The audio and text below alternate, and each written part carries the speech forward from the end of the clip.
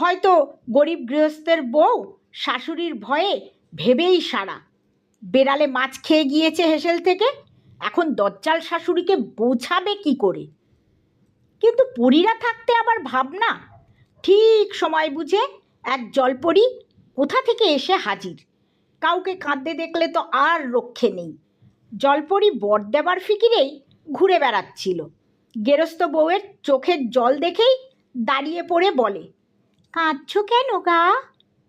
গেরস্ত বউ হয়তো অতটা খেয়ালও করেনি কে না কে এসেছে। তাছাড়া পরীদের আশাটাও তো নেহাত নিঃসারে আবছা রকম তো। সে ঝংকার দিয়ে বলে ওঠে, আমি কাঁদছি তো তোমার কি গা? আমি তো আর তোমার ছেড়াদের পিণ্ডি কেটে ভাসাইনি। জলপরী তো এবার রেগে আগুন হয়ে উঠেছে। তাই ভাবছ? তাদের চটানো অত সহজ নয়। অত চট করে চটলে তাদের চলে না। একেবারে মধুর মতো মিষ্টি গলায় জলপরী বলে, আহা, রাগ করো কেন? আমায় বলোই না কি তোমার দুঃখ। গেরস্ত বউ এতক্ষণে জলপরীকে চিনতে পেরেছে। চিনতে পেরে একেবারে জিভ কেটে লজ্জায় জড়সড়। প্রথমে তো কথাই বলবে না, তারপর অনেক পেরাপেরিতে অনেক কষ্টে জানালো যে তার হেসেল থেকে বেড়ালে মাছ চুরি করে খেয়ে গেছে। শাশুড়ি জানলে আর রক্ষে থাকবে না। গেরস্ত বউয়ের মুখ থেকে কথাটা খসেছে কি না, ব্যাস, জলপরী আর সেখানে নেই। তারপর চোখের পাতা পড়েছে কি না পড়েছে, আবার সে এসে হাজির।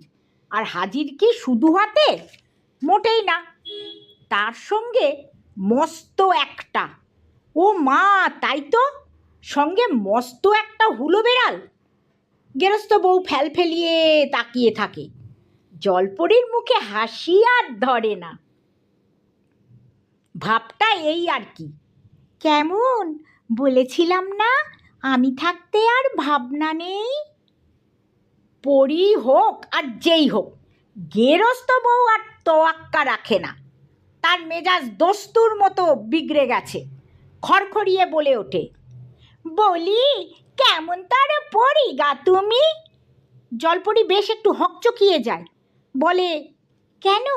এই তো, মানে এই তো সেই হুলো যে তোমার হেসেলের মাছ খেয়েছে। তা আমি কি ওই হলো বেড়াল ভেজে শাশুড়িকে দেবো? খেকিয়ে ওঠে দুঃখিনী গেরস্ত বউ। জলপরী তো একেবারে